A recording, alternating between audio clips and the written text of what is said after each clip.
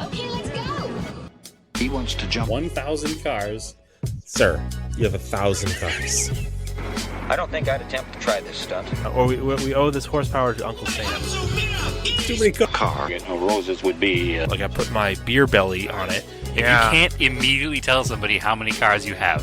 You'll really give those uppity yuppies something to think about. Stay on the bar. Don't go off the bar with your Bronco. 1980 Volvo horns. What's right? Yeah. I want the man's coolant. And he's like, oh, I thought it'd be small. It's for a small car. And I'm like, yeah, but it's still an automatic transmission. They're never going to be light. It's definitely going to have to crash. Starting off with Brad buying another car. That's the West. Internet. You know, is this a Nigerian oil print? I also wish you drove a tan Camry. Anyways, Anyway, that's a horrible, very horrible podcast content. very Talking about a picture. inside joke. It loves to be driven hard.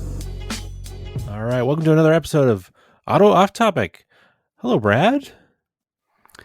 Evening, Andrew. How are you? I'm great.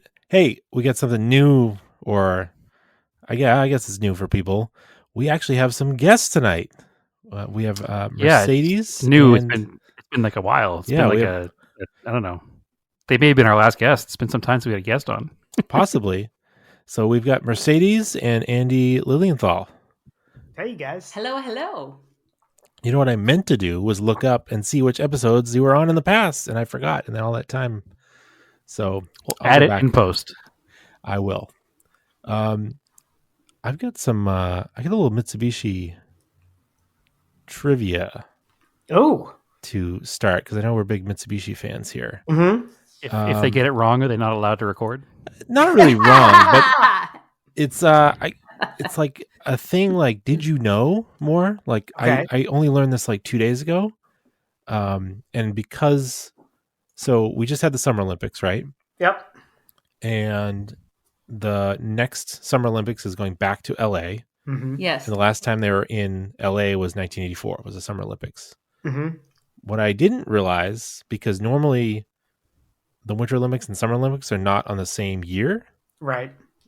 Did you know there was the 84 Winter Olympics? Yes. I can't remember. I think it was was it 94 the first year they split them off, summer and winter? May have been, and they were in Lillehammer, right? Yep. So, we but were in 80 Lillehammer Yeah. a month ago. Oh, perfect. What synchronicity. So do you know where the 84 Winter Games were? 84 winter games. Without That was in Googling Munich, it? was it? Let's see. It wasn't Nagano. That was later. That was in Munich, was it? Nope. No. Munich was 72. 72, yeah. Let's see. 84. Calgary? No, I'm way off with my Olympics. Calgary, I think, was 88. Yeah, it wasn't Sarajevo, was it? It was Sarajevo. Oh! What I didn't know, and I only learned this recently, Mitsubishi was the official vehicle supplier of the 84 Winter Olympics. Oh, Wow. well, and I believe 84 was also the first year of the Montero Pajero. And I'm trying to remember if 84 was the first official year Mitsubishi was sold as a standalone brand in the United States, too. I believe it was. Was that, or 82 maybe? I'll have to look it So 1983 was the first year of Mitsu in the States. up. Oh, okay. Yeah, so they had just launched the Piero and also, I think, the first gen Delica. So there's pictures of, I found one picture of a bunch of like dark blue Monteros and dark blue Delicas they use to transport athletes around. Oh, interesting. Well, That's not cool. to get too Mitsubishi nerdy here, but we're way beyond that. Go as nerdy as you want. The, the Oh, be original careful who you're Delicas talking were- to right here. I believe the first generation Delica van was technically 1968. Oh, It had okay. a little 1.1 liter four cylinder. The modern Star Wagon, the modern Delica Star Wagon that most people are familiar with was 86. So, but there was this body on frame Delica between the first one and the Star Wagon, which they kind of just evolved and they had Delica pickup trucks and they had Delica camper vans or campers, RVs, and they were all on that body on frame chassis. But in 86, they went unibody. And but there were those in the early 80s, 82, 83 for sure would have been that body on frame Delica, and I believe that was the version that was used in as support in the Paris-Dakar Rally as well. Mm-hmm. And what were the years again? Was it the later 80s that it was known as the Mitsubishi van right here in the States? Yeah. Just only a couple years, right? Yeah, 87 through 90 was the rear-wheel drive 2.4 liter, which is the Ford G64, sold in the United States, automatic only. I remember seeing one at White Bear Mitsubishi as a kid thinking, man, this is so cool. It's got these seats in the back and they swivel around like 180 degrees or 270 degrees. Anyway. So how I found that out was, I was on Instagram and there's an account. It's like Piero Evolution Brazil. Mm-hmm. They usually post like vintage pictures of Pieros just doing Dakar stuff. And they had a picture of an advert, and in the bottom right corner it had this little caricature of a wolf with a Mitsubishi logo on like a scarf, and I was like, I've never seen that before. Where does that come from? Like, I commented on the post, Mm-hmm. and then nobody said anything. And then a few days, and like yesterday, somebody commented like, oh, it's Vushko. It was the mascot. So Vucko, I guess it's pronounced Vushko, was the mascot for the 84 Winter Olympic Games. And I was like, okay. So then I looked it up, and sure enough, Mitsubishi was the official motor vehicle supplier to the 84 Winter Olympic Games. I was like, I did not know that. Huh, that's so cool. So I'm sure you've seen the $1,200 poster for sale on eBay. It's the only thing I can find about this whole scenario. I found it yesterday. I was like, man, that is a really cool poster, but not $1,200 cool. No. Yeah. And I'll send you guys, I found an Instagram person who actually owns one of the old Delicas and is restoring it. So yeah, it's funny because you could bring one in, but like nobody does to North America. Most people go, they start at the Star Wagon. I think a lot of people don't even realize that there was a Delica well before the 86 Star Wagon. Mm-hmm. So cool little piece of Mitsubishi trivia to start us off here. But anyway, we don't want to talk all about old Mitsubishi stuff this episode. Well, I mean, listen, we're talking about old Mitsubishis and the Olympics. It's very timely, Andrew. It is. I was just surprised that I was like, man, Mitsubishi sponsored the Olympics. But yeah, 40 years ago makes sense. Yeah. So anyway, Mercedes and Andy, we haven't had you on in a long time. I think you've done several long distance TSDs rallies. Yeah. Yes, definitely. We did the 2022 Alcan 5000 rally in a Subaru Outback Wilderness, and then we did that was a summer rally. And then we did the 2024 we did the 2024 Alcan 5000 winter rally in an Ineos Grenadier, and we actually won our class in that one. And then we did.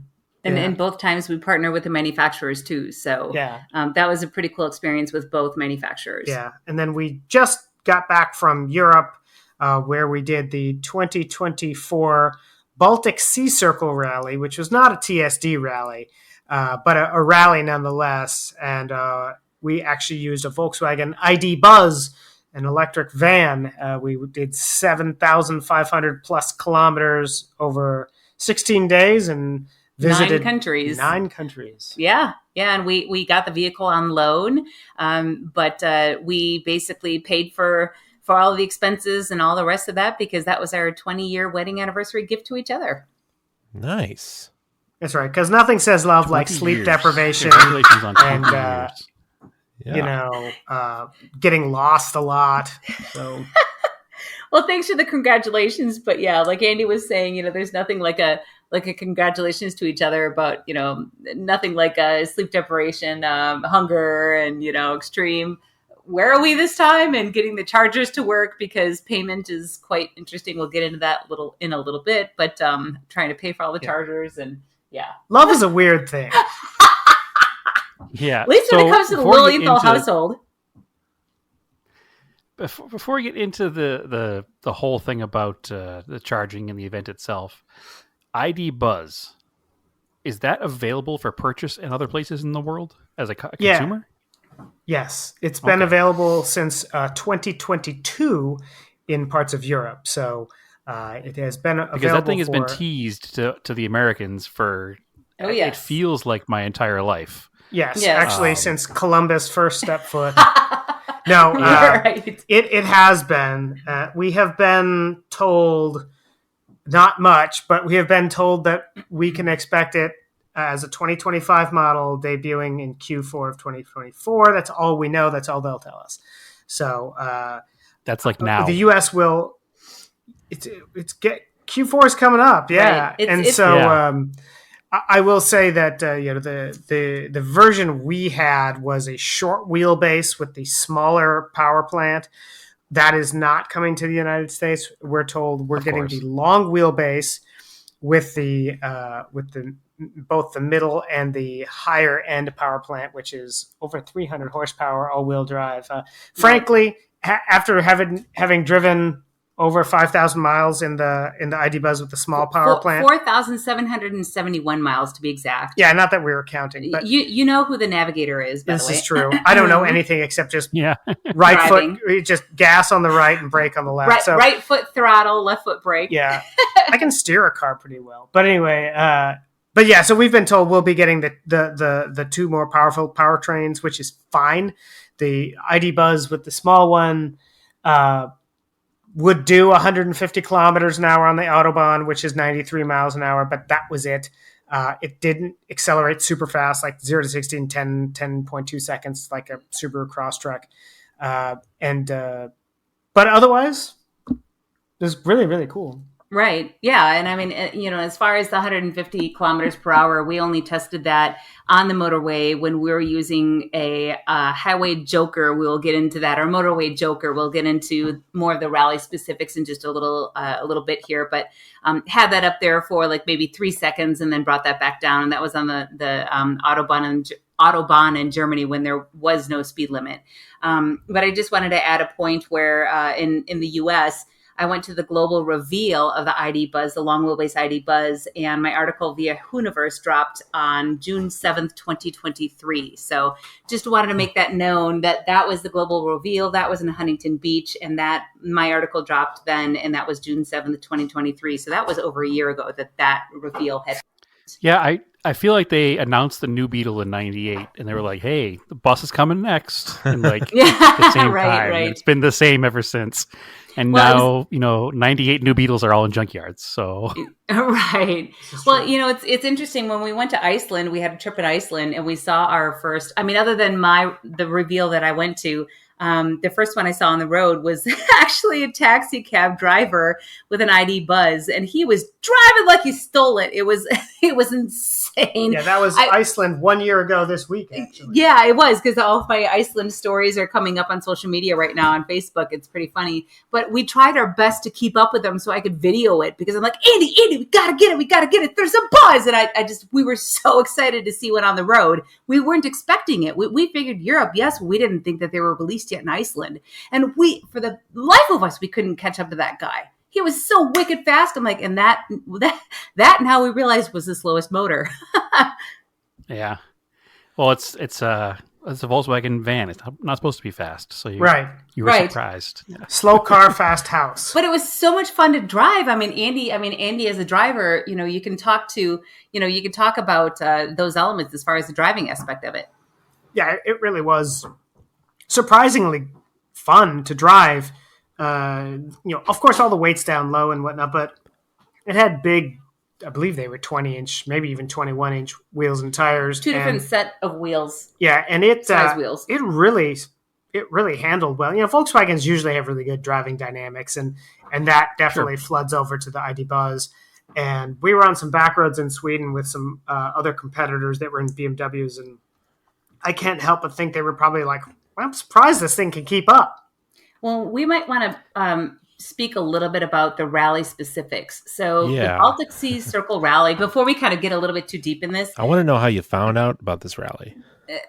Yeah. So Andy, do you want to talk about that? And then I'll talk a little bit about the rally specifics and kind of the rules. Yeah. So after we had completed the Alcan 5000 rally in 2020, that was all the way up to Tuktoyaktuk in the Northwest Territories, somebody had dropped a link to this rally group that was in Germany called Superlative Adventure Club, SAC.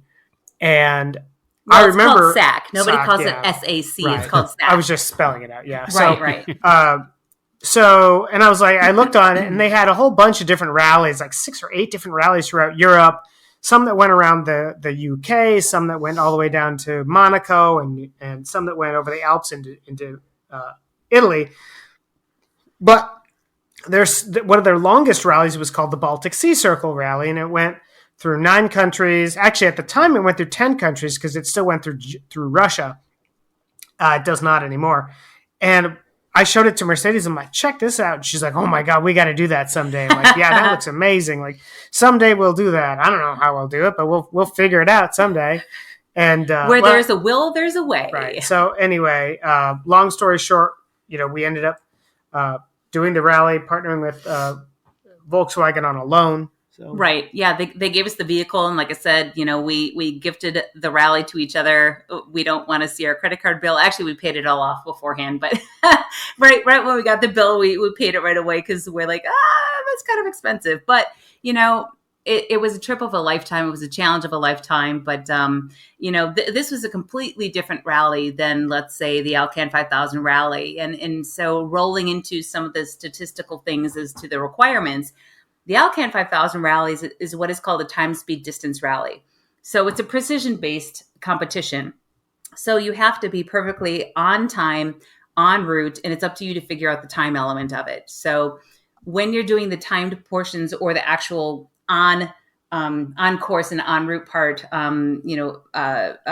for that part, not the transit part, you have to go, let's say you've got a route book. Everybody's got a route book. So that's a commonality in between them. But the separators are, if you do a time, speed, distance rally, me as the navigator, you basically say, okay, you start, if you're car 12, you start out at 8:12 if the rally starts at 8 o'clock. Every car's out every minute. And let's see, if we're car 12, we're out at 8:12. Then you have to, I tell Andy, you have to go 0.82 kilometers and turn right on Smith Street. You have to go 23 miles an hour that whole entire duration. He goes that whole entire duration. He turns. Then I say increase speed to 52 kilometers per hour or miles, whatever it may be. Then hold that for 5.27 and then turn left on Johnson and then this and that. So it's very regimented. Gosh, I can't talk. I'm still tired. But you have to be perfect. Yeah, it's very specific. Mm-hmm. So everything has a place.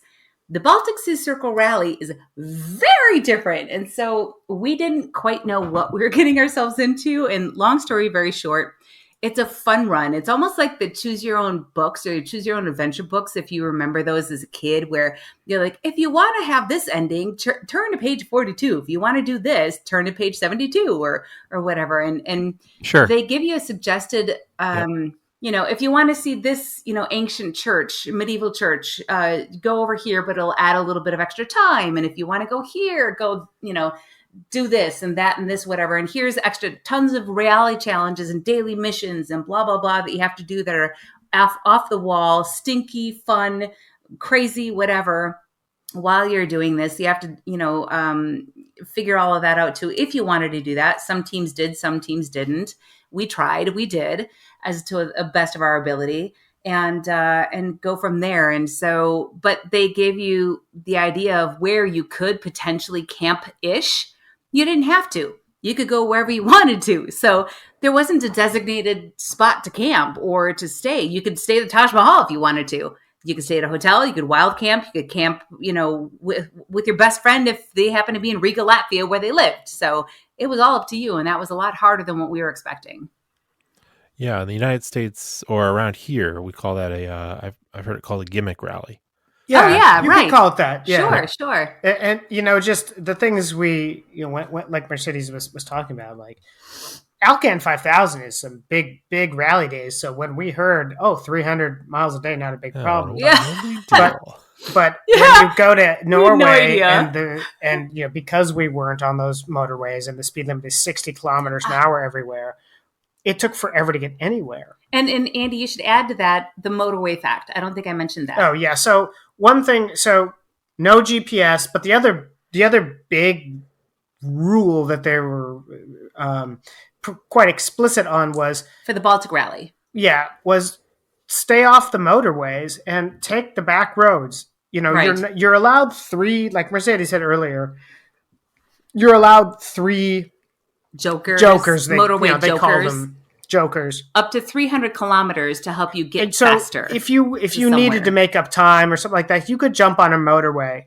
Yeah, and make some miles. Right. And so, but we tried to do everything per the rally, spirit of the rally and whatnot. So we're trying not to do anything.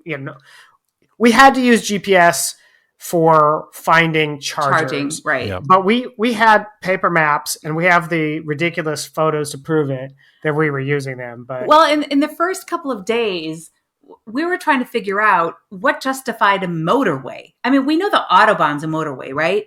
When they say no motorway, we were the only non-European team that wasn't from Europe or surrounding areas. Like there were some teams from the UK, at least one from the UK. There was a team from Hungary. Basically it. Most everybody was from Europe. We were the only non-Euro team. We were the only EV team. So the only team that year that had an all-electric car. So we had challenges, some extra opportunities for being unique, shall we say. That said, we were trying to figure out, me trying to order the maps. Imagine yourself going to Amazon or going online and saying, okay, here, dear Google, let me order a paper map from Estonia, Lithuania, Poland, and everywhere from Scandinavia and beyond. The most updated paper map I could get. Good luck. You didn't go to your local AAA? Yeah, good luck with that too. Yeah. So I did a lot of research, and some of these maps I could only get as new as 5 years old, and I did my best. But what came to me, and what I was able to find was I ordered 2 different sets of maps. So 2 maps from each country, but 2 different manufacturers. So National Geographic, Michelin, and there was a third. Maps are still over there. I can't remember the third one off the top of my head. But anyways, they were paper maps. So I knew that if one showed a different motorway or one had another road or something, then maybe the other one could cover it. What I didn't realize was how far zoomed out they would be. And they would only show motorways mostly. So I was just trying to figure out the best that I could. We weren't the only ones that were confused about this. Basically, it was like an interstate map. Right. Yeah. It was pretty much the biggest stuff. Like right. I'm trying to remember what they called this, and I can't remember it. So Andy's Googling the Autobahn right sign, now. which is it's like it looks like a highway with a bridge going over the top of it.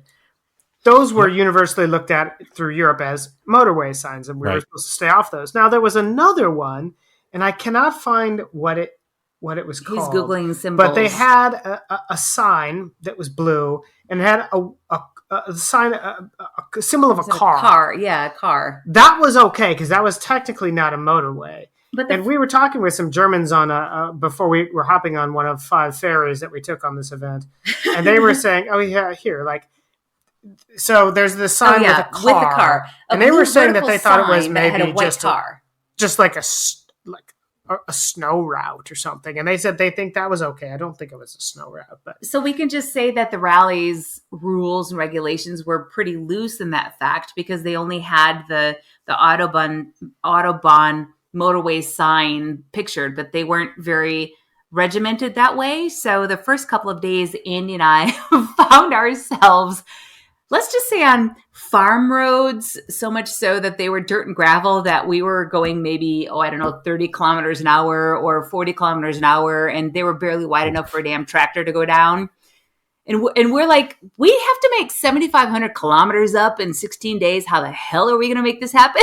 So she was asking me this afternoon. She's like, what do you think the most grueling day was for you? And I remember thinking to myself, as I'm stuck behind a tractor going about 30 kilometers an hour on some fjord road in Norway, going like, we still have like for 10 kilometers, 500 kilometers to go today. Like, how are we ever going to do this? There were moments where like this just like it almost didn't feel like it was doable, but it clearly was. Wild. Yeah, there was like when I was driving cross country, I was using, GPS, but it was and GPS does weird things to you too sometimes, where it's taking me down these like back road, like dirt roads in Colorado. I was like, where is it taking us? Right. Like, like we were trying to get to Rocky Mountain National Park, and it like took us off the interstate and like cut across the mountains. I'm like, it's a little weird, but I guess we're in it here for now. Mm-hmm. Well, one of the craziest things, I mean, there are a few instances that stick out clearly to me. And I mean, Andy and I are eyeball deep right now in podcasts and radio shows and writing articles. And I've got, I don't even know how many thousands of files, maybe 8 or 10,000 files of photos and videos of everything that we've done, trying to reflect on everything. And part of us still doesn't realize, or we don't realize what we really accomplished yet, even though we do, but we didn't, but we do. But one of the craziest moments for me was Andy pointed out a sign. We're on another gravel road. I don't know if anybody else had gravel roads on their route, but we had many on ours. And all of a sudden he goes, "Is that a sign for Poland?" And I said, stop. And so I looked up and I'm looking at my paper map and I'm like, and then, I just stopped for a second. I was like, what the heck? And then I took out my phone just because I got a little scared because I knew we were really close to Russia. And I got really scared because they said, they're like, because the borders are closed right to Russia. And they expressively said, do not go into Russia. Whatever you do not go into Russia. And so I pulled up my phone. I didn't have GPS running there, but I looked at the map. So I, digitally looked at Google at the map and I just saw where our point was. And I was like, holy crap, you're right. We're heading right into Poland. And so we entered Poland on a gravel road, like a farm road. I have no idea where that was, but I think we've got it on the Find Penguins Yeah, I was app. going from Lithuania into Poland. Yeah. But so it was pretty wild. Like every day, was it just like, all right, start here and then get approximately to this area somehow?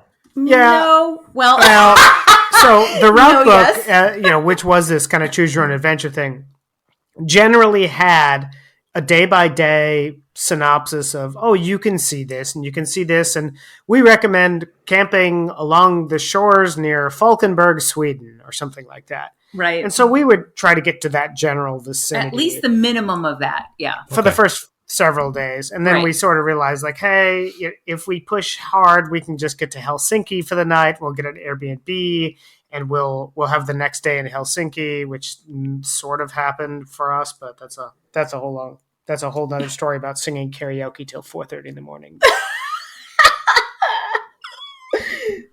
Didn't involve eating. Did they hear that? There's crickets right there. Did they hear that? So each day had these challenges, and one of the challenges. Yeah, there's no toe cocktail.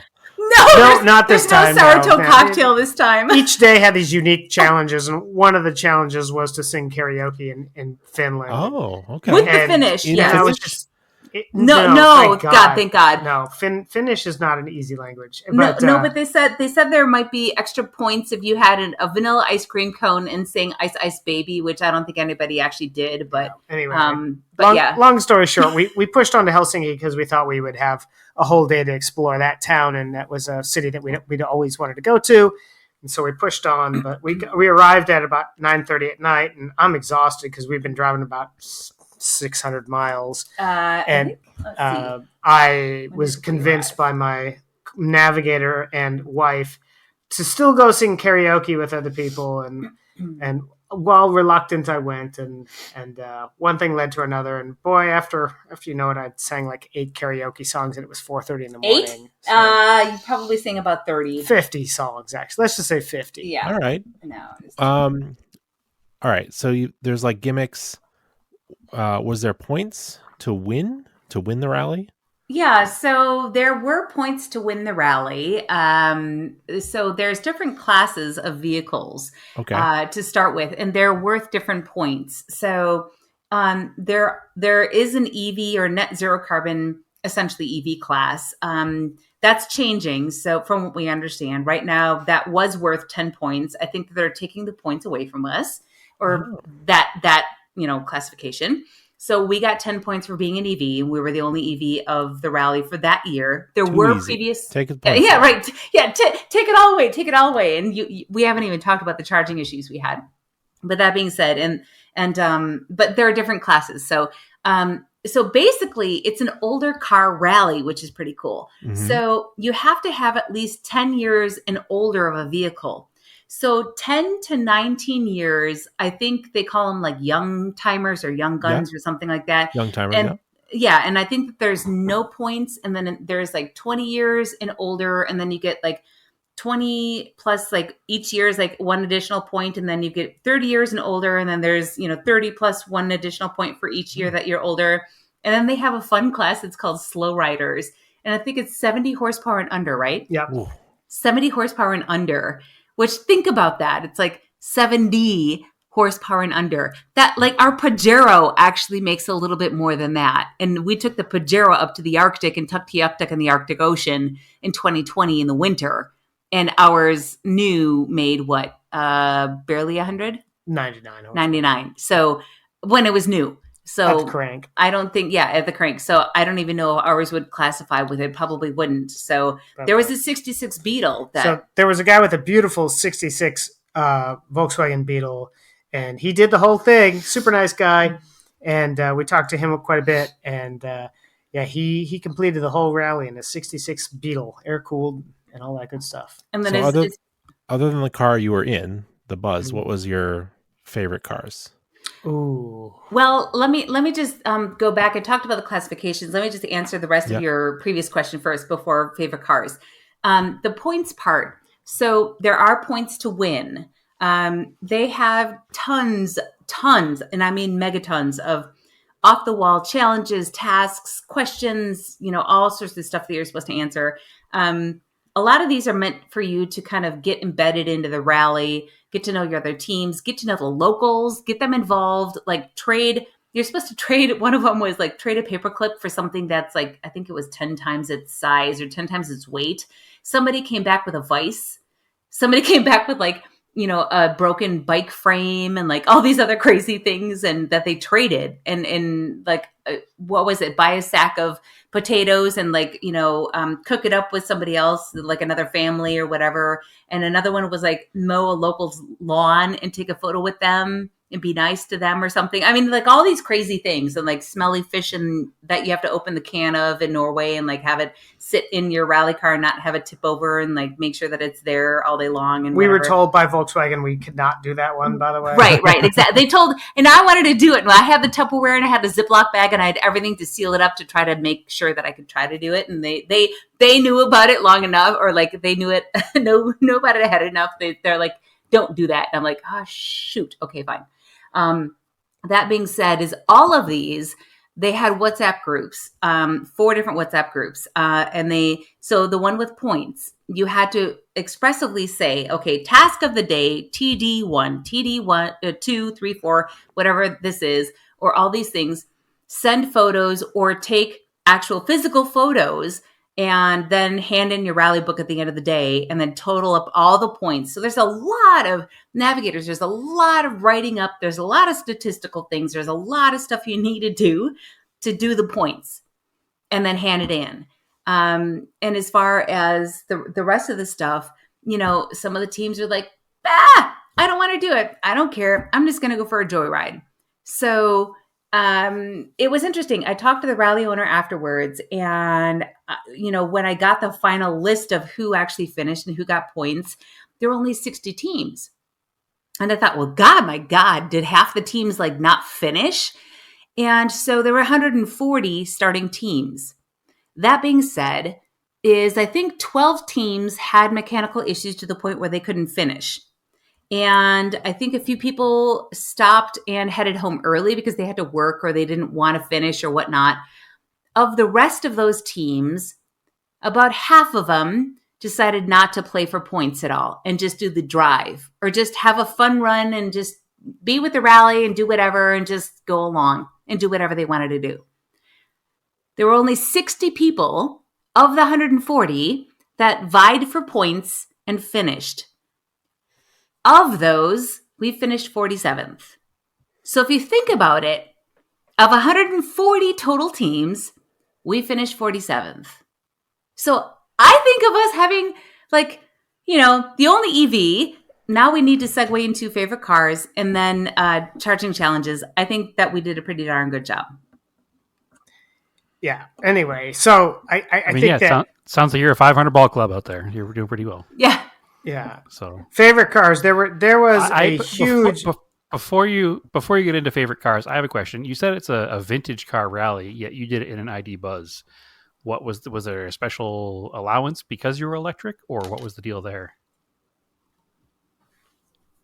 Well, in 2022, they started letting in zero net carbon or EVs. So that was kind of the special exception. Otherwise, everything else is pretty much 10 years or older. So it wouldn't necessarily... It's 10 years or older and EVs. Right. So it wouldn't necessarily call it vintage cars, just older cars. I would say it's still, and you'll get to it, it's still not... It's probably just as hard with an EV as it is with an old car. And you guys will explain why. Yeah. There was a huge mix of cars, though. Like, do you want to talk about the cars? Wildly eclectic, which was fantastic. So everything from Fiat Pandas and Peugeot 206s to old German fire trucks and to Mitsubishi Pajeros, diesel. There were Fiat. So Fiat Panda, like I said, but there was a woman who had a Fiat Punto. Old Mercedes and Volvo. She had a sign in it that said, "It's red, it's Italian, it's Ferrari," which I thought was great. So there were things like it was an Opel Monterey, which is the same as an Isuzu Trooper, one of the 10 versions of the Isuzu Trooper sold globally, and he had a giant painting of Montgomery Burns from The Simpsons on the side of it. So lots of Volvo wagons, tons of VW transporters. There was a little bit of everything. Sorry, the fire truck too. Did you mention the fire truck? I said that. Yep. Vintage 1982. I believe it was a Mercedes-Benz fire truck, Feuerwehr, and it was so fun to see all the different kinds of cars. I mean, these little European subcompacts with rooftop tents on them. They look like if you got going fast enough, they'd sail off. And a lot of the stuff that we couldn't even see, or we don't have available to us here. There were 140 teams, so when we got to the finish line in Hamburg, we're like, "My God, I didn't even see these guys. That's cool. I didn't know that vehicle was there." And when we started the rally, so the rallies first started in Hamburg, Germany, and then eventually finished in Hamburg, Germany. When we started, there were over 300 teams because there was another rally from the same SAC rally group, Superlative Adventure Club group that started, called the Viking Sun. And they were kind of a half rally group because they did just the Scandinavian portion and then finished somewhere. I don't know where they finished. So there were over 300 cars there. I think 320. Was it 320? There were even some America. There was on the Baltic Sea Circle rally. There was even a Suburban, right? A Suburban. And there was somebody had a Chevy C10 van. I'm like, what? That's crazy. Did not expect to see that. I mean, it was cool to see all the vehicles we don't get, but it was surprising to see some, American iron there as well. That's cool. And the time of year, this was in June? It was July and August. So, July. July. June and July. Sorry. So what was the... you're up that far in north in the hemisphere. What was the daylight? It was a ton of daylight, right? Yeah. So once we got north of Copenhagen, a little farther north than that, it just never really got dark at night. I mean, there were times when we were camping on the Lofoten Islands or northern Norway that it's 2 a.m. and the sun is in your eyes. We didn't have any curtains or anything like that on the ID Buzz, and so it had tinted windows. But it was we had a fantastic night in outside of Rovaniemi, Finland. You said it right. I know. I worked really hard thinking about that.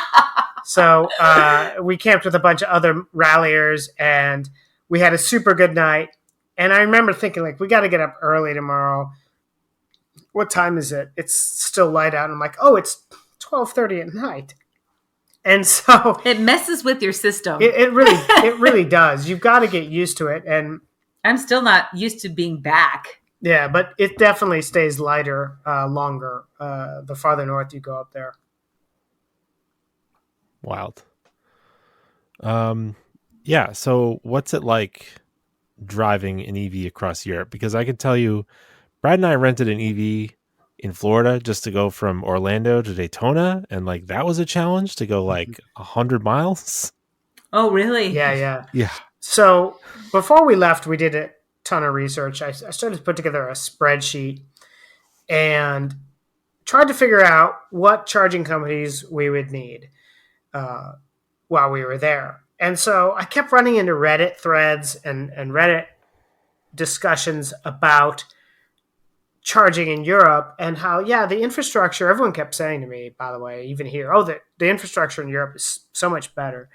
So the challenge became how to pay for these things, because here in the US, you pull up to an EVgo or Electrify America, and you tap or you swipe your card and you start charging, assuming the charger works. And in Europe, each charging company has its own app, and in most instances, there's no card reader. So you have to pay with that specific company's app or proprietary RFID card or tap card. So I tried to do this as best as I could. So I did the research, I put together a spreadsheet. I then realized I couldn't download any of these apps in the United States. The Google Play Store would say, app not available in your region. Yeah, out of region. So what? I'm thinking, well, okay. So we reached out to our nephew, Paul Croney, and he lives in Germany. Yeah. And he says, I'll loan you an older iPhone that I have. He says, I only use it for an alarm clock.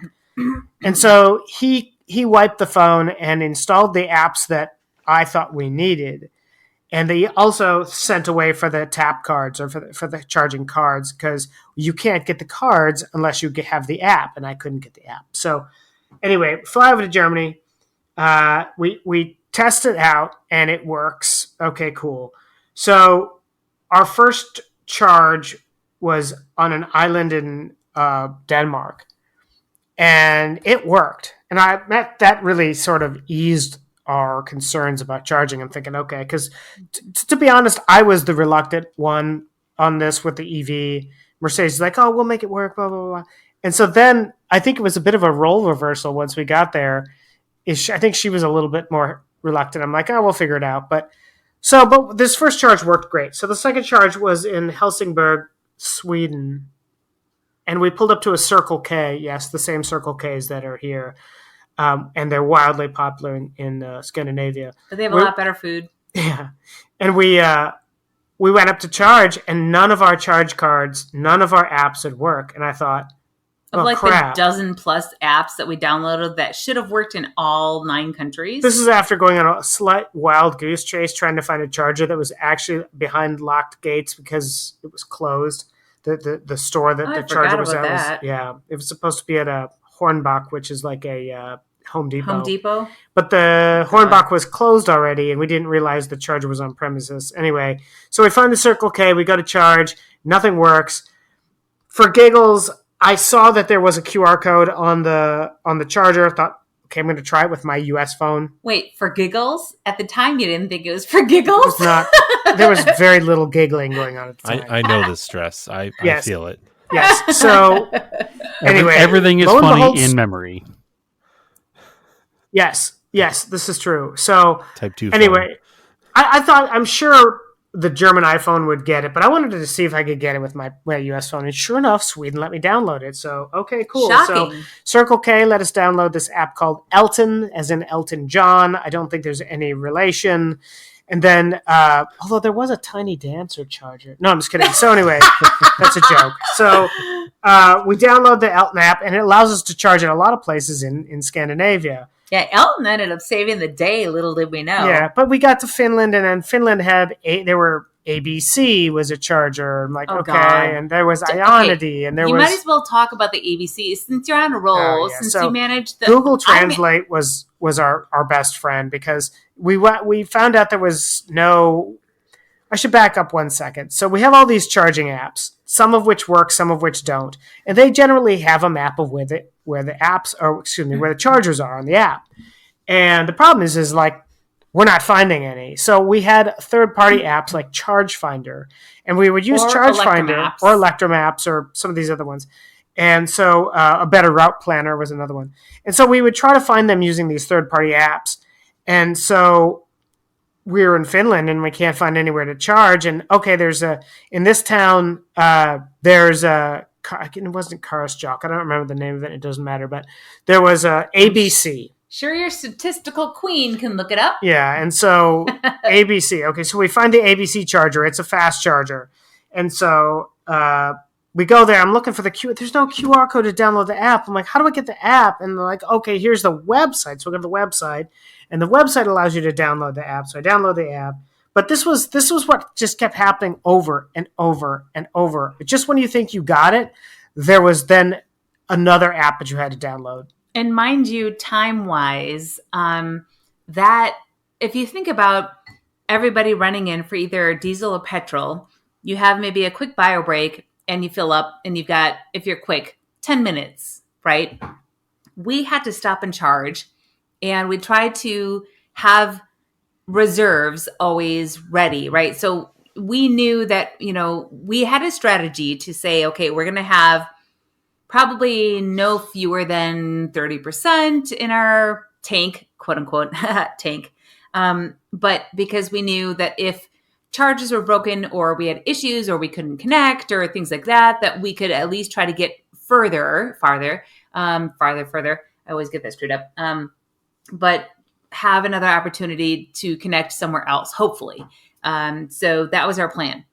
That being said, it made a challenge for us just to try to figure out how to make all of that work, right? And with all of these apps, all these charging cards and all of this, it was a plethora of challenges. And just to lay this all out on the fly just made it really interesting, right? Interesting now. Interesting now, frustrating before. But once we got connected, the ID Buzz was really easy to show us, okay, it's going to take you this long to charge. And you could have a slider on the infotainment screen. If you wanted to slide to 80% or charge only to 80%, it was going to take you X amount of minutes, or 100%, it was going to take you to X amount of minutes. So once we got connected, the ID Buzz was just flawless to say, okay, you wanted to go to, however amount of percentage, just go to whatever, just do this and And it was great. It was perfect. So it wasn't how the vehicle worked. That was never the problem. And it wasn't even finding chargers. Right. It was not finding chargers. It was not the vehicle. It was the how to pay and the apps part of it. That was what was fascinating to us and a bit stressful for us, because we felt so prepared going into it. Did you have any trouble with the chargers doing the handshake with the car and letting it charge? So we didn't have any problems with that, but what we found was, depending on the charging network or the country, some you had to pay first, then initiate charging. Right. Some you had to plug it in and initiate charging, then pay. It just kind of depended. There was no standardization. Like in Germany, we always had to plug it in first, then pay. Right. And what we realized too is with people that had ICE engines, right, internal combustion engines, they had a lot quicker of an opportunity to just, fill up and go. So we got up a lot earlier time-wise, right? So we got up like, probably 4:30 in the morning? 4 or 5, depending on the day. 4:30, 5 o'clock usually. We were up. It was light out already anyway. Yeah, I know. We're like, it was light out at 2. So most of the time, so it was like, we're up already as it was. And we're like, it's only 2 o'clock. We got to sleep longer. So the whole entire trip was like, ugh. But anyways, that being said, we were up and out Usually, I'd say at least 2, 3, maybe 4 hours before some teams. But as we went along, we had to stop and charge for half an hour, 45 minutes to an hour. And as the day moved on, we had at least 3 charges every day, if not 2 to 4. Most times 3 charges. And that made us lag behind as other teams caught up every day. There was an app too, by the way, that all the teams use called Find Penguins. It's a really cool app. Yep. And this app allowed you to see where all the other teams were. So we used it a lot just to keep pace of the rally. So we wanted to make sure, like Mercedes said, we'd get up early and we'd kind of pass everybody still sleeping. And then by the end of the day, they were generally ahead of us because we had to charge. So, but we used that as a barometer to make sure we weren't falling too far behind. Our biggest goal, I shouldn't say my biggest goal, but our biggest goal was to make sure that we would finish. And we'd finish within, I think it was a 3 or 4 hour window of saying, you have to be in Hamburg at the fish market, right? And you have to be here in between, I think it was 11 and 4, 11 and 3, I think it was, on July 7th. So the rally started on June 22nd, finished on July 7th. You have to be here within those hours. Otherwise, you do not count, and it doesn't count. We were going for points. We knew we had a challenge on our hands. We knew we would not place really well. We wanted to prove a point, I guess, for lack of better terms. We wanted to make sure that we did as good as we could. We were unfamiliar with the vehicle. We knew that this vehicle was not in North America yet. So I sat in it. I sat in the prototype. I don't have any more experience with it. Andy's not even seen it. Well, in Iceland, he saw it driving with a crazy taxi cab driver. But other than that's all we had. So as automotive journalists, our job is to get in, drive it, and go. So, and learn as best as we can, pay as best as we can as far as charging, and make it work. So that was our goal. And we did it. So I say we did good. Yeah, it sounds pretty cool. I mean, that's, again, Brad and I, we didn't have to go 16 days. We went, 100 miles in like 2 days. But it was the same, even in Florida, I had to get like 4 or 5 apps, and some of the chargers worked. Sometimes it did the handshake with the car and it actually charged. One of the times we had a Chevy Bolt. It started to charge and we're at a Target. Like, perfect. We'll go inside, get a coffee, come back out. Came back out. It stopped charging within like 5 minutes after we left it. Oh no, we've had that happen. We had that happen, times. And we were charging outside of Gdansk, Poland, and we started, and all of a sudden I'm like, oh crap, it stopped charging. What the heck? So we plugged it in again, initiated charging. It started, and then all of a sudden these other 2 people came up, and one of the guys was from England, one guy was from Poland. They worked together, and he says, I think your charger stopped working. I'm like, what the heck? And he's like, welcome to Poland. I'm like, okay. And so we got talking with them, and it took 3 times to get a full charge there because it just kept shutting off. But you have to say where we were. We found ourselves, was it twice or 3 times, at a Volvo dealership of all places, charging our VW at a Volvo dealership, charging. I mean, that's pretty crazy. I think that's pretty crazy, but it's cool. But it was really interesting to have that opportunity. It's certainly, nothing's unified yet. It will get better, I hope, because that's the only one that's going to work. Yeah, right. And it's certainly difficult if you're not an enthusiast into electric cars to really be like, hey, go use this electric car, because it's not as straightforward as they want it to be. And I'm hoping it'll get better. I know it'll get better. Right. Do you want to talk about 2027? Oh, yeah. There's legislation that basically is going to require chargers to allow people to pay at the charger. So I believe it starts in 2027. So they're going to make it so every charger going forward has to have a new charger, is going to have a way to pay with a credit card. And then at some point it'll go retroactive where all the existing chargers have to be able to allow you to pay with a credit card. So is that for the EU? Correct. Right. Yeah. Well, So not for yeah, here, I mean, it's getting there, but it's similar. It's funny. It's like the similar challenges here. Like, I don't, like you were saying, oh, the charging network's better in Europe. It's like, well, it sounds kind of like it's the same here. The charging network is more robust. There's more chargers, or it certainly felt like there were more chargers, and we ran into far fewer broken, non-functioning chargers. But the debacle came to how to pay. Yeah, they still shouldn't. They shouldn't take away points for an EV because it's still hard. Yeah. Actually, you got 10 points extra for being an EV, so that was good. So, yeah, I mean, it's just like, we take for granted driving around gas cars that you can just like fill up in 5 minutes and gone. And then, but it sounds like you made use of that time to at least cook, right? And lunch and stuff. Yeah, so we learned, hey, okay, rather than make breakfast at camp or whatever, let's just, we'll down a granola bar real quick, and then we'll, when we have to charge, we'll pull out the stove or whatever and make some coffee and whatnot. So we learned that cooking at the chargers was actually an easier way to do things, help pass the time. We did that many times, both, in Norway and Poland and actually pretty much everywhere. We just found, hey, we'll just pull out and have a snack or have lunch or whatever, and that worked really well. By the way, truck stop food, it's so much better there. It's unbelievable. Like you go to a Circle K, they have really great hot dogs and whatever. Okay, but we went to 7-Eleven in Norway to get a cup of coffee. It's probably like, I don't know, 8 in the morning, 7:30 in the morning. The best. And they had this fresh salmon and egg on this amazing baguette. It was like $11 US, and it was amazing. And we'd go to some of the McDonald's would have charging stations, and we'd stop there and use the bathroom and charge.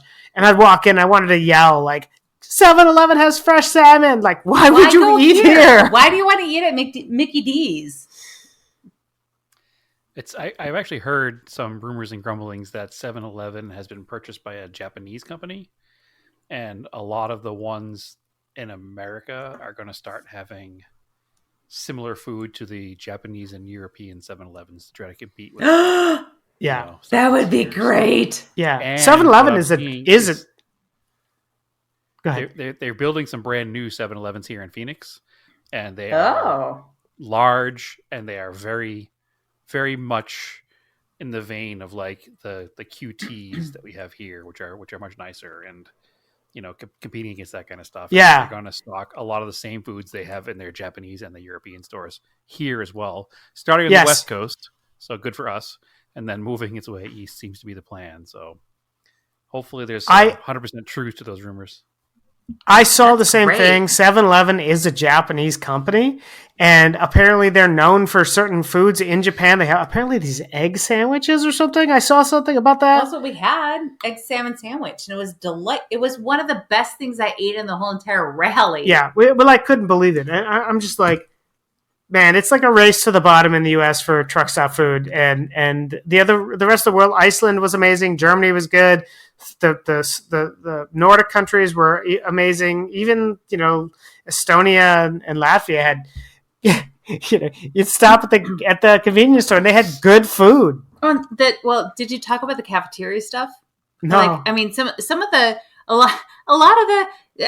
lot of this is shocking to us because we just have like inedible food whenever we go somewhere to eat in this country. I feel just personal bias, but when we went overseas, some of these gas stations had cafeterias that were literally sit down, beautiful restaurants where you had cafeterias next to saunas, mainly Finland, but they just had gorgeous food. We're like, I have no idea how much this is, but I want to sit here and live here because it was amazing. We took photos. I mean, I didn't eat there because we didn't have time, but I just was in bewilderment. She also mentioned one thing, like the truck stops in Finland had saunas, or as they would say, sauna. Saunas. It was saunas. Wow, that's wild. Saunas were everywhere, including floating boats. Not like you'd have like non-floating boats, but like boats, like literally boats. Yeah, like that's probably available. Yeah, literally, like we had boats with saunas on them, and including Helsinki. I'm like, you'd have like There was the boat. There was a boat. Well, we had after the karaoke night, day, whatever you want to call it, where that ended at 4:30 in the morning. We did our walking tour after that, the day after, because we decided to push really hard ahead, and we had the walking tour. We passed this. How long would you say it was? It was a big 150 boat. It was foot. Yeah, it was 100, big. 200 foot, maybe. I don't know. I'd say 100-foot boat. Okay. And it had a sign out there. Of course, we couldn't read much of it, but it said jacuzzi, sauna, and karaoke. It was an old Finnish warship. I just was on the website yesterday looking at it. Oh, seriously? It's like an old Finnish military ship, and they've turned it into this party barge. And I mean, like, Party barge. it was, it was wild. To think that we love our American football and things like that. And imagine, the rally said in the route book that the Finns love karaoke.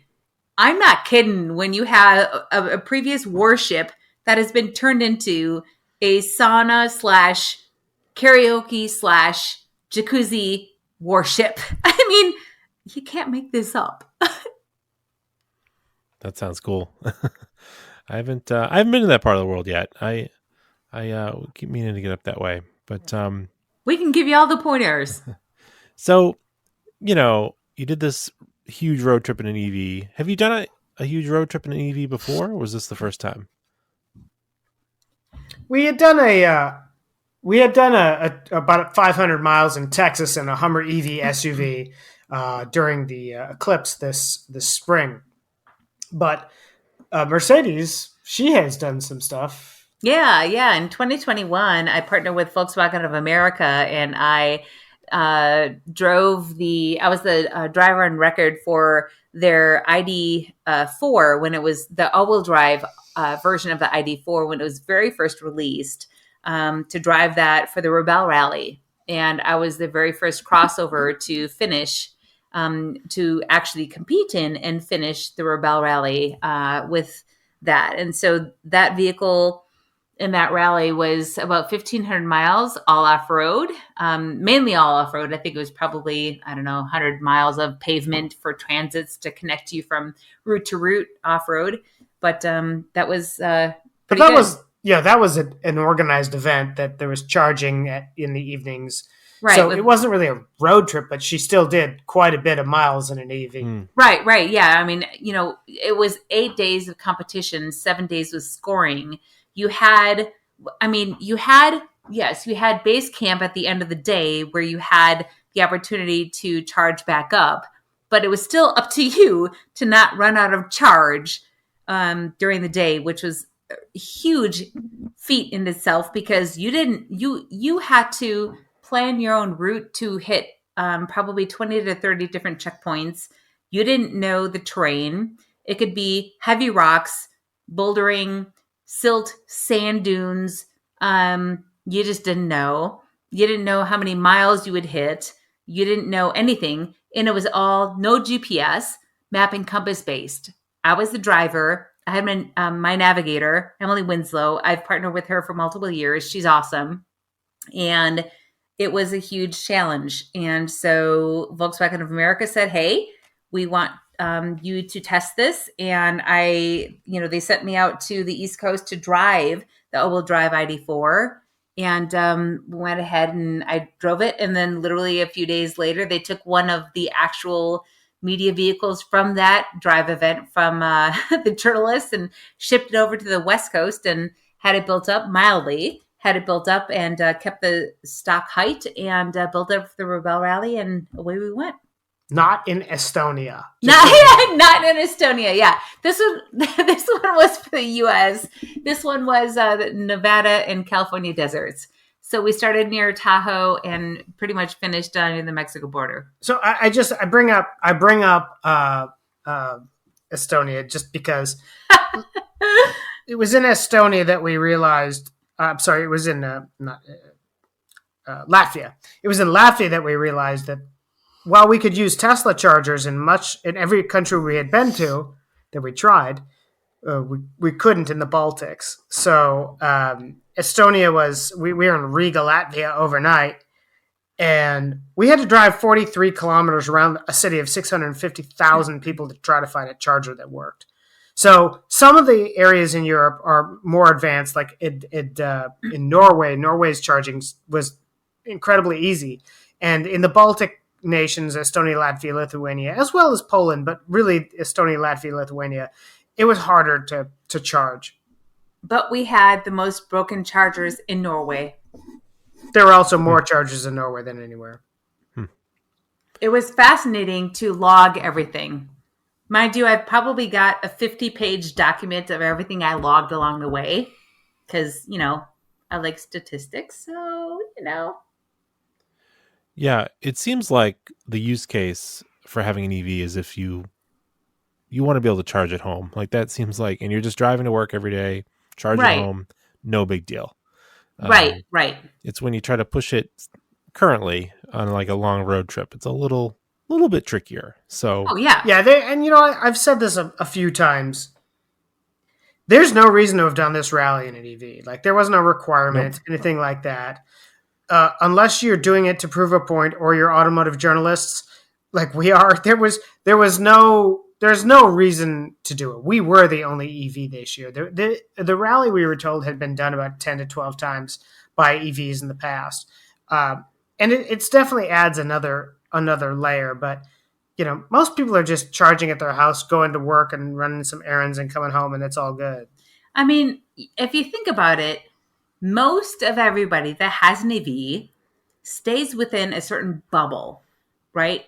They know their chargers. They have a charger at home, whether it's their house charger, maybe an upgraded one, right? Or they have, they go here or there or whatever, and they have their nearby chargers. They might go to a further away trip or this or that or whatever. They might map it out. They're not going to do a 16-day, 9-country crazy rally like we did way across the world like we just did. Yet. In a vehicle, yet. In a vehicle that we are unfamiliar with. So we know and we knew going into this that we were the unacceptable norm to this all. So, but this was a grand experiment for us to see if we could do it. And we did it. And it's doable. Actually, just kidding. We're actually living in Latvia now because we couldn't find a charge. Yeah, right. But it's doable. I mean, you have to takes extra effort. You're right. You have to pack patience, flexibility, and just be aware. Black licorice candy, that helps too, if you're into that. He's extra spicy now. But literally, it's most people will never do anything like what we just did. But what we just did is doable now. It will get easier, especially once they say in 2027, whenever 2027, whatever month, they decide to say, hey, credit cards, you can do it with new machines, retrofit old machines, and make it happen. That will make it much easier. Yeah, it feels pioneering right now to try to do it. Yeah, that's a really good way to put it. I never thought about it. I mean, I said, we're not the first people to do it. We're the first Americans to do it in an EV, but for this rally, there's been 10 to 12 other people that have done this before. I think 10 to 15 or 15 or something like that or whatever. But yeah, you're totally right. It is at this point. If you were to draw a line in the sand, it's kind of a mishmash of private companies, apps, charging cards, RFID keys, apps, and it's like the Wild Wild West. It is. It's like whatever everybody can kind of put together and throw on the table. It feels like the time period in the United States when cars were first starting to become popular, but pre-World War II, so the interstates haven't been built yet. Right. And you want to drive across country. So it's possible, It's just more difficult and slower. Right.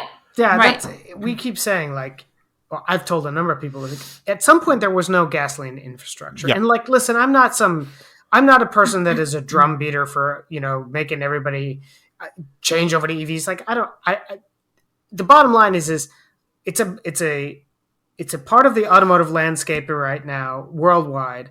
And as automotive journalists and reporters, we decided we wanted to experience what it would be like to see if we could do this. So I don't care if you like EVs or you don't like EVs. We're not here to change anybody's mind or influence anybody, but we wanted to experience it. Right. And we took a snapshot in time with an important vehicle that we felt for the North American market to say, okay, what is this going to be? Right. And so is it going to work? Is it not going to work? We don't know. Let's make it happen. It's like the bottom line is the ID Buzz is probably going to be the most practical EV you can buy if you don't need a pickup truck. Right. Or like, a Lightning or a God forbid a Cybertruck. And so I shouldn't say that anyway, but the clearing my throat. The ID Buzz is really going to be practical. It's a practical vehicle. It's going to be like any other minivan, inherently practical. And if you want an EV, this is going to be a very practical choice. Do you know off the top of your head what the MSRP might be? Have they released that for the United States? No, not for the United States. I can tell you that our short wheelbase small engine it had like pretty much every other option available on it. It was $82,000. What would equate to $82,000 US. Yeah, so it was really not cheap. So I don't know. I'm gonna guess. I have no inside info, but I'm gonna guess the ID Buzz is gonna start around 60. We had a call with Volkswagen of America again today. We asked again today if you have any information today to let us know. Please do, because we have people banging down our door. Right. Wanting to know additional information, please let us know. Right. And we also know the PR responses. We don't comment on future products. So, yeah. So they that's fine. But we know. I'm going to guess you're going to be able to get one between 60 and 65 to start with. If you want the all-wheel drive 300 and whatever horsepower version, I'm going to guess 363. I can't remember. I'm going to guess it's probably going to be, in the 70s, and it will easily touch 80 if you wanted to. Just a guess. I will say my major complaint generally with electric cars is that they try to make them look too much like not cars. Right. Like some sort of weird future bubble thing. Sure. And at least with the ID Buzz, it's got a little bit of a retro style, but modern. Right. I happen in general has been pretty good with that. Like the Golf is good. The ID4 looks like a standard crossover. They're pretty good about not doing that. I love the look of the ID4, and I'm not just saying that because we used one. I've seen a few of them, like ID4 or the ID Buzz. I'm sorry, ID Buzz. We belong to this ID Buzz group on Facebook, and there's like a guy in Denmark who's got one on bags and like 20-inch BBS wheels, and it looks so clean. It looks so good. And I think as far as us, I mean, Andy, do you want to talk about any critical opinions that you have if we're talking about the Buzz? And then I can give my opinions. And, just real quick, a couple of things that we found. Thoughts too. A couple of things were like the cruise control, and this isn't an ID Buzz thing. I think it's just a Volkswagen thing. A long tap would go up 10 kilometers an hour. A quick tap would go up 1 kilometer an hour, and that was difficult to use. Like I would try to just wanted to go up just a couple of kilometers an hour, and all of a sudden now we're going 20 kilometers. The other one is the camera system on it reads the speed limit signs, and so we'd be in a 100 kilometer an hour zone, and then for some reason it thinks it saw 50 kilometer, and we all of a sudden slows down. I'm like, no, stop it, stay at 100. And then the infotainment, which by the way we're told is going to be revamped for 2025. Is more like operating an iPad than it is operating a car. And so some of the things, like I just wanted to turn the fan speed on. It's like 3 or 4 menus or taps deep. Which is by the way, not a problem unique to Volkswagen, but just, infotainment. Just make it easy. Yeah, if they could just stick with buttons, which I think the EU might be mandating some things be buttons, I thought I heard about. For cars, because they're just worried about like haptic touch stuff. Like it's just a little too much when you're driving. Like totally. I think there's a couple of things for me. The buttons for HVAC is a big thing for me. Volume control, huge, and mute, huge. Make it a button. Give me a dial, for God's sakes. Yeah, give me a dial, Yeah. please. I want to just mute. If I have to have mute immediately, make it happen. The other thing for me, a couple things. Apparently, there's a camper or a camping setting that I just learned about after the rally that we didn't know about. That Really? There's apparently, I just read it on a forum or on Facebook. So all the settings for the USB-C outlets, they can, of which there were about 7. Yeah, there's a lot. There's actually they're strategically placed, which we loved. Among the back where we had the Kukuk set up. Oh, we need to talk about the Kukuk. But anyways, there's a fold-out camping system that we had that we could sleep on, which had cooking and washing and that type of setup, and which we slept on. So we realized that we couldn't power any of our devices overnight. And so, but apparently we can. We just didn't know how. Huh. No kidding. But I think there's a camping setup that we need to change. There was one thing we noticed like during this camping was they had an internal motion sensor. Yes. And we learned that you had to turn that off because like the moment you turned over in your sleep, the car alarm would go off. If you locked it overnight. Yeah, that was it. And then the second you moved, all the alarms would go off and you were like, woo! You're all like, oh crap. You're trying to wild camp in the middle of nowhere, and the last thing you want to do is make noise. So we didn't know. So we figured that part out, but apparently you can make some outlets be constant for on. But I just saw that, and that was after we got back. So of course, right after we got back. That being said, making that work. A couple other things. There is an outlet for a house plug that's at the footwell in the front and center of the passenger seat. We had how many cameras? 2 cameras. How many GoPros? 2 GoPros. Tons. 2 laptops. Tons of devices. We had tons of stuff to charge. So we always had something that we had to get charged along the way because we were mostly camping. We had probably 85% chance of camping along the way. They had one outlet that was that type of thing. It was there, and I kicked it out every single time, and I would love to have that moved because it was just there, and with my feet moving, I just kicked it out every time. Like these are little minor things. It's not like a wheel fell off or something, right? But these little things that are like, if you're going to use it as a camper van, you've got to. There's a lot to it, Modern cars, modern EVs, as we all know, there's so much tech behind them. But if you could make it so that maybe the outlet is on the rail on the rear of the seat, so that you can make it that you can plug in the devices on the backside, so it's not by your feet and you don't kick around and you don't move your feet, so it doesn't kick out. Hey, just a thought. I wonder if they'll do like a high roof version, like an old VW van. Don't they have a California? Like a Westphalia.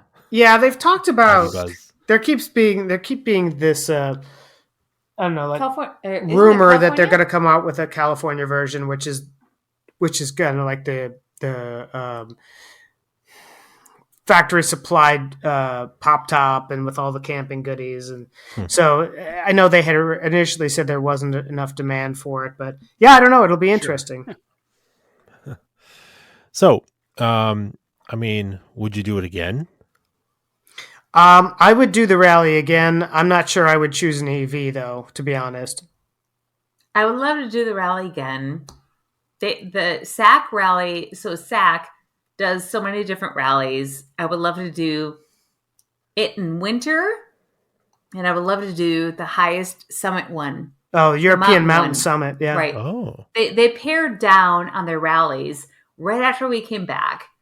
So I'm bummed that the one that we really wanted to do, which was European 5000. Yeah, European 5000, they got rid of, which I'm so bummed about. but it is what it is. But yeah, I love to do another. Oh, what about you did some charity work with this rally too before we close out this podcast. What about that? Yeah, so everybody on the rally, all 140 teams, one of the asks is we're going to do some good in the hood. We're going to every team was supposed to raise at least €500 for charity, and that can be any charity. The rally, if you can't figure one, the rally supports Movember for men's health, but we decided to support the Jessi Combs Foundation. They do some great work for women who are looking for, or they support women in the trades. They do some scholarship work, automotive trades specifically, or surrounding areas. Right. I used to work with Jessi Combs. She was an amazing person, and her spirit lives on through this organization. So we actually made it past $500 within 8 hours, and we ended up raising about $3,200 US dollars for that organization. So nice. Yeah. Again, it's a good organization, something we believe in. She was somebody I knew, and so yeah, we knew. We were very happy to have done that. So. Yep. Yeah. That's great.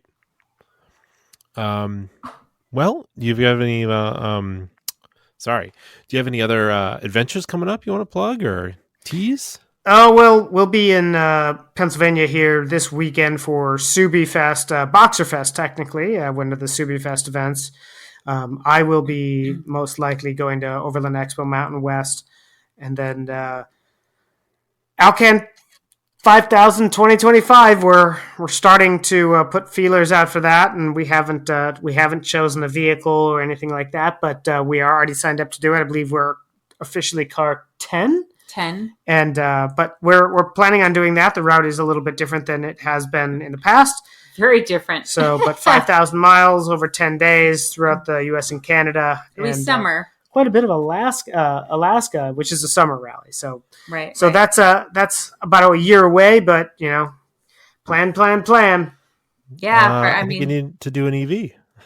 not. Okay. That's a sore spot on that one. Work on Andy, because I've been trying to work on Andy for that. The infrastructure is not there in that part of the country yet. How about a hybrid? Okay, we'll do a hybrid. I would do a hybrid. Infrastructure is not there, and the only way that I could honestly, with a lot of research, the only way that I could see that being worked is with a towable trailer, possibly. Or movable EV charge points. Yeah, which could be done, stick but with a takes hybrid. a How hell about of a that? lot of work. Like I said, be done. I'm not here to prove a point about EVs or anything like that. But I am. Yeah. Well. Yeah. So I think you That's the point. Yeah. You and your listeners see there's a little bit of a rift there. I think there's Ford's coming out with an all-wheel drive hybrid Maverick, so maybe there's something there for you. This is true. Yes, you we are never familiar know. with such vehicles. You don't know what vehicles we may be talking about. That may or may not be one of them. May have made the short list. As a Maverick owner, I support that. Oh, I'm the last person on earth to have not driven or to have driven a Maverick. I still haven't driven one. I love them. I think they're super cool and so practical, and I really want to drive one. Yeah, Brian, what is Naomi's? Is a two-wheel drive hybrid? Ours is the front-wheel drive hybrid. Yeah, two-wheel drive. Yeah. Good to know. What she gets better than the rated MPGs usually, right? We're a little low now because of the summertime AC on all the time kind of kills it a little bit. But in the wintertime, when the AC worked less hard, we were averaging between 49.5 and 51 miles a gallon, true real road mileage. That's pretty good. Wow. And I'm glad to see Ford decided to offer the 4-wheel drive or the all-wheel drive with the hybrid, because I think a lot of people asked for it. I think there were some packaging issues they had to work out. And now they've fixed that, because I know a lot of the hybrid stuff is where the all-wheel drive assembly stuff would be. So there's been some packaging changes, I'm pretty sure. But yeah, no, we don't talk about it much on the podcast because we talk about old cars and it's a new car. But I'm 100% in love with it. So we've had it almost a year now. Ah, it's cool. That's awesome. Has it been reliable? Good to hear. It's been great. I mean, cool. The only reason it was ever in the shop was for an oil change, and when it was there, the famously to our listeners, the dealership smashed it up.